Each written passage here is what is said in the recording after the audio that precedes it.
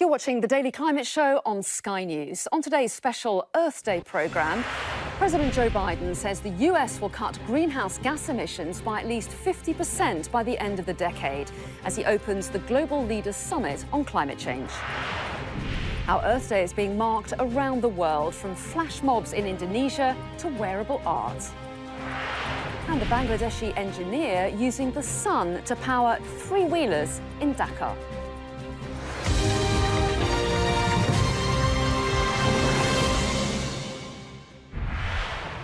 Hello and welcome to the UK's only daily climate news show, where we track the changes happening to our world right now and meet those coming up with the solutions. And we aim to take you to the heart of the climate crisis, explain the data driving the changes that are already affecting us, but also show you just how far we've come. Today is Earth Day, a global event to mark the birth of the modern environmental movement. And to coincide with that, leaders from 40 countries are taking part in a summit on climate change. It's being hosted by US President Joe Biden as he seeks to reclaim the climate leadership after 4 years of Donald Trump, with a key announcement. Well, in a moment, we'll hear from our climate correspondent, Hannah Thomas-Peter, who's in Washington.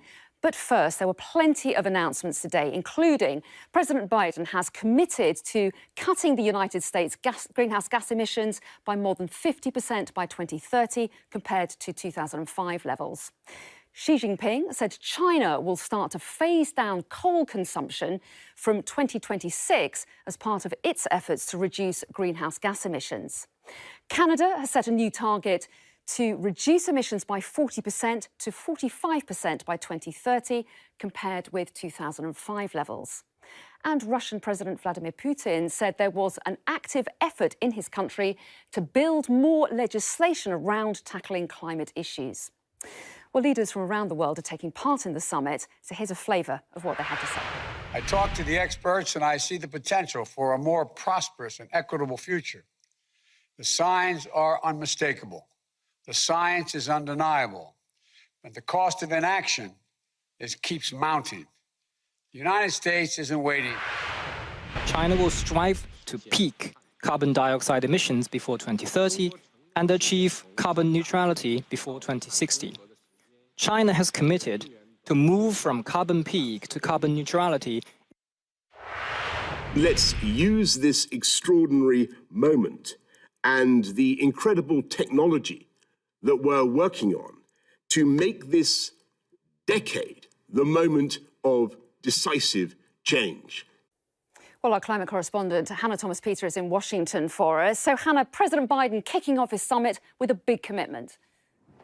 Yes, and although 40 world leaders were virtually present, this was really Joe Biden's show, wanting to tell the world that America is back on the issue of climate change, making this big commitment, more than doubling the promise to reduce carbon emissions by 2030, to get to net zero by 2050. And it's had the effect of galvanizing a really significant sense of momentum and ambition. He's been backed up by the world's major economies, big polluters, the UK in the last couple of days, of course, making its own pledge, the EU doing the same, but as you outlined there, Japan, Canada and South Korea all coming forward with more. The issue, though, is that the course of garnering genuine international consensus and collective action under extreme pressure never did run smooth, and so there's big question marks over China.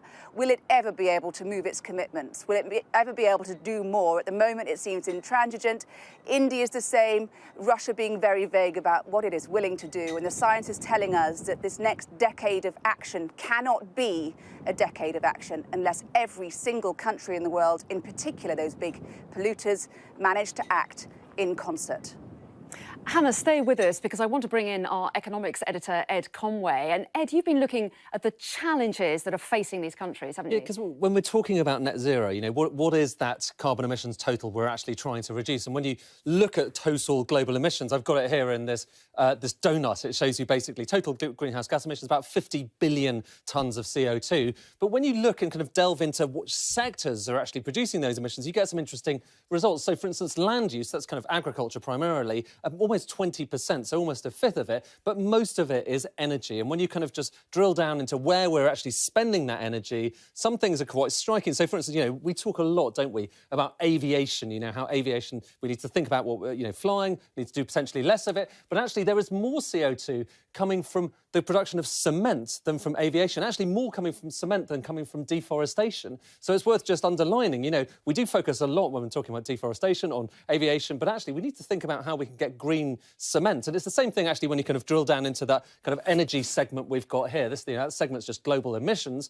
Look at domestic emissions, so that's just in, you know, 8 billion people more or less across the world. About 10.9% of those emissions are coming from those homes. But now look, compare that to kind of billions of people with a few thousand steel and chemical plants. Actually, it's the same emissions from both. So you need to look not just at the stuff that we're kind of publicising, at trying to get that down, but also at, you know, industry and trying to remake the Industrial Revolution. And that matters not just around the world, but it matters for the UK as well, because when you look at total UK emissions, well, that's kind of us getting down to net zero with our domestic emissions, down by about 35% so far. But look not just at that, but at the stuff that we're importing from overseas, from China, from Europe, from other parts of the world, and it's a lot higher. Our total carbon footprint, when you include those imported emissions, is much higher, and it's going to be much harder. It's come down about 30%. It's going to be much harder, though, to get it down to zero. So there is a big difference between what we're talking about with net zero and the actual emissions in our footprint. Ed, thanks very much indeed. So let's bring Hannah Thomas-Peter back in now. And talking of the UK, Hannah, we heard from Boris Johnson at the summit, of course, and the UK has made its own big commitments this week, hasn't it? It has, to reduce its carbon, emissions by 78% by 2035, a big commitment wound into legislation which makes it different from other countries who have non-binding targets. I thought it was very interesting at the beginning of his speech that Boris Johnson actually spent some time trumpeting the UK's achievements, perhaps unwilling to relinquish the limelight, the spotlight, the leadership mantle to the US, with an eye, of course, on that big UN climate meeting summit in Glasgow in November later this year. But Boris Johnson also pivoted in the second half of his speech to something even more important, which was to talk really to his domestic audience. It's something you heard Joe Biden do too, which is that tackling the climate crisis can mean opportunity, it can mean growth, it can mean green jobs, as well as a healthier, happier life for the people of the United Kingdom. Climate change doesn't have to be about sacrifice and going without. Expect to hear much more of that messaging as the year advances. Hannah, thank you. Well, 2020 was the warmest year on record in Europe, according to a new report. And last year, greenhouse gas emissions were at their highest levels since satellite observations began in 2003. Ahead of today's Earth Day summit, EU countries agreed to reduce their emissions by 55% by 2030. But some member states are less willing to move away from fossil fuels. Poland still produces around 3/4 of its electricity from coal, and the country is home to the most polluting power plant in Europe. And Adam Parsons joins me now live from Bełchatów power plant now. So, Adam, a challenge for Poland to bring its emissions down? A huge challenge. If you want to see the real difficulty in cutting an addiction to fossil fuels, look at this. First, you've got this ravaged landscape, which has been chiselled apart over decades in order to get pretty dirty brown coal from there. And that brown coal is fed into that big, belching, monstrous power plant over there, Bełchatów, the biggest polluter in Europe. Every second, it goes through a ton of coal. And yet you can't just switch that off, because that single power station is delivering 20% of Poland's electricity need. And this is a nation that uses coal relentlessly. 3/4 of its electricity comes from coal. And at the same time, look at those big chimneys over there, 300 meters tall and pumping out a toxic blend of exhaust gases.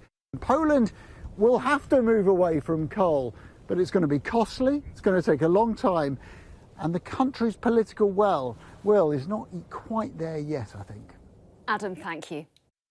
And there's plenty more from around the world on Earth Day and the Biden summit on our ClimateCast podcast. This week's episode is out tomorrow, and you can find it wherever you normally get your podcasts from.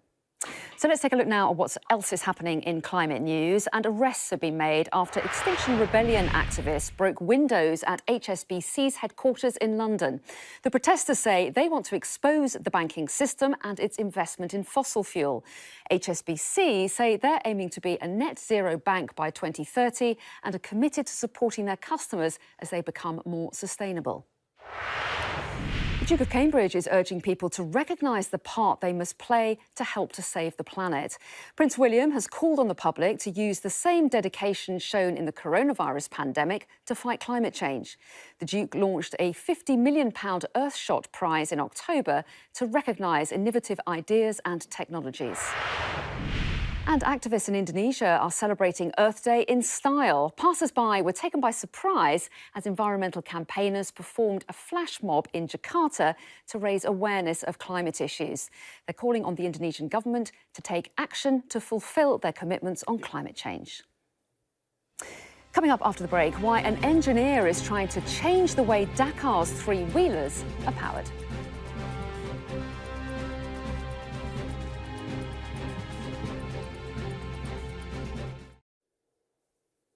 Welcome back to a special edition of the Daily Climate Show. Now, we're all about solutions on this programme, but some ways to address the causes of climate change are more controversial than others. Addressing the Leaders' Summit earlier, Boris Johnson talked about carbon capture.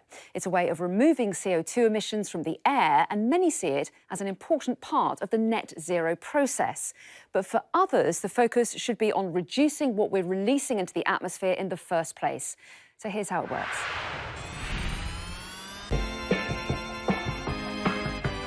So CO2 that was in the environment yesterday is in this pipe today.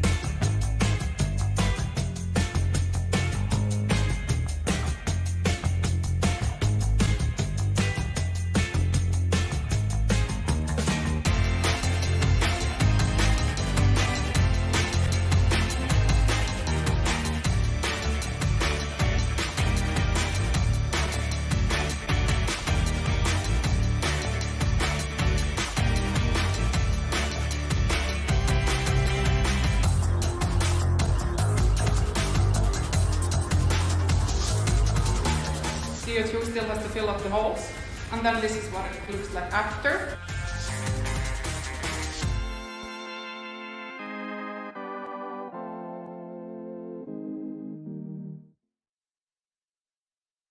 So carbon capture is a possible solution to help reduce emissions, and tech like it can make a difference to the pace of climate change. But however fast we move now, our climate is changing. So while the leaders of today grapple with the challenges of tomorrow, there's also the need to adapt to the changes that we're already experiencing. Well, joining me now to discuss this further is American climate scientist Professor Michael Mann. He's Distinguished Professor of Atmospheric Science at Penn State University and author of The New Climate War, and Dr. Cixi Hu, climate researcher from Harvard Law School. So welcome to both of you. Cixi, if I can start with you. We're hearing an awful lot today about targets on emissions reduction. Is that the right focus, or should more attention be given to adapting and giving resources to adapting life to a world that's already experiencing changing in temperatures and climate? At the moment, I think there has not been enough attention paid to adaptation. And if you, watched the summit earlier on, most of the leaders addressed the question of mitigation, and most of the developing country nation leaders addressed the question of adaptation. So adaptation is hugely important, because even if we freeze all of our emissions right now, we have sort of locked ourselves into a certain level of warming already, because the Earth is basically filled with water, and water takes a long time to heat up. So that means we are effectively locked in to a certain amount of warming, regardless of what we do. And that is why adaptation is hugely important, and more attention should be focused on that issue. And Michael, you're talking to us from the US, and President Biden has clearly made climate change a big priority. What about, though, helping the rest of the world and those parts of the world worst hit by climate change and are already experiencing problems? Yeah, well, we have an obligation to do that. My friend John Holdren, the former presidential science advisor under Barack Obama, once put it very aptly. When it comes to our response to the climate crisis, we have three options: mitigation, preventing further climate change, adaptation, adapting to those changes that are already inevitable, those impacts that are already inevitable, and suffering. And we want to minimize suffering.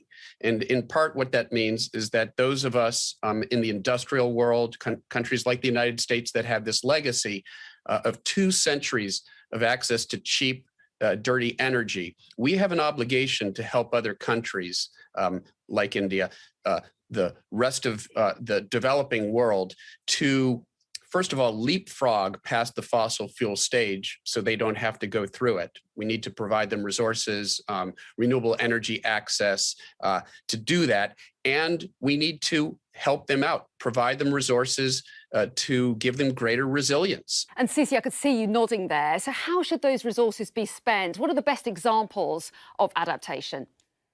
A really good example of climate adaptation, I think, is a case of, let's say, in the UK, the high-speed 2 rail network, which is supposed to run between London and Birmingham and Leeds, and it's supposed to be the biggest, second biggest rail network in Europe once it's constructed. But what they did in terms of adaptation was looking at these 2 aspects, right? One, looking at very, very detailed, high level, the best climate models there is to basically locate the systems where they're most vulnerable. And then the second thing that they did was use this technique called what if scenarios. So basically they laid out all of the worst case scenarios or the best case scenario in terms of flooding, in terms of, different natural disasters and how they're going to interact with climate change, and basically come up with a set of procedures as to, okay, scenario A is going to happen. This is the set of procedures that you have to follow. Scenario B, we can never predict the future, but it does mean that if we take this kind of adaptive approach, it means that we have a sense of how the future might unfold and we are prepared for it. And Michael Mann, very briefly, do you feel optimistic that real change is on the way? I do. Today is Earth Day. We have new leadership in the United States in the form of the Biden administration. The United States has reasserted its role in addressing the climate crisis, and that's bringing other nations along. And so I'm optimistic that this week in Washington, D.C. at this climate summit, we're going to see a significant ratcheting up of those commitments that the countries of the world have made to lower carbon emissions, to get us on a path that does limit warming below a catastrophic 1.5 degrees Celsius. There's still time to do it. There are no obstacles other than political will and political support. Well, Professor Michael Mann and Dr. Cici Hu, thanks very much indeed, both. Well, also today, the owner of British Airways says it'll power 10% of its flights with sustainable fuel by 2030. International Airline Group said it plans to buy 1 million tonnes of sustainable aviation fuel each year, which produces up to 70% less carbon than fossil fuels. The group is aiming to reach net zero carbon emissions by 2050. Engineers in Scotland are using plastic waste to get into space. Aerospace company Skyrora has developed a new aviation fuel made from non-recyclable materials which would otherwise go to landfill. They estimate they could save 300 tonnes of plastic waste by 2030. And the world's most powerful climate computer is being built in the UK. The Met Office is working with Microsoft to create the system, which they say will provide more accurate weather forecasting and a better understanding of climate change. It's expected to be one of the top 25 supercomputers in the world when it's up and running next month. And a reminder that you can watch our weekly digital show from tomorrow. It's available on Sky News social channels, our app and our website. Now, three-wheelers are one of the most popular forms of transport in Bangladesh. They're mostly electric, but the energy used to charge them is produced almost entirely by burning fossil fuels, such as oil and gas. Well, Bangladeshi engineer Gopal Kumar Mahoto wants to do his bit for the climate crisis by getting Dakar's electric vehicles off the dirty energy grid and onto solar power.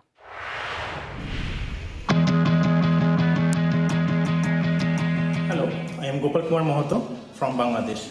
I am an engineer and I am co-founder of Casitix. Casitix is a fully off-grid, solar-powered battery swapping station service for electric last-mile transport. Electric vehicles cannot be considered fully environment-friendly unless their source of energy is from renewable sources. Our customer can shop multiple times a day and they pay the energy bill through mobile banking. In the last 25 years, I have witnessed the fastest growth in technology. I feel there is no value of all this innovation or solution if it's not sustainable. The only way forward I see is to take rapid action right now, wherever we can. We are determined to divert at least 250,000 vehicles from the fossil fuel driven national grid to renewable. We have the tools needed to fight climate change. Now it's our responsibility. So let's find a way to take action. We are running out of time to act on climate. We cannot afford to wait. Well, that's everything from this special edition of the Daily Climate Show. Tomorrow, it's day 2 of the summit, and we'll be speaking to the EU's Executive Vice President for the European Green Deal. And we'll have a special report on people in China forced to relocate because of rising temperatures. That's at the same time tomorrow. Join us then.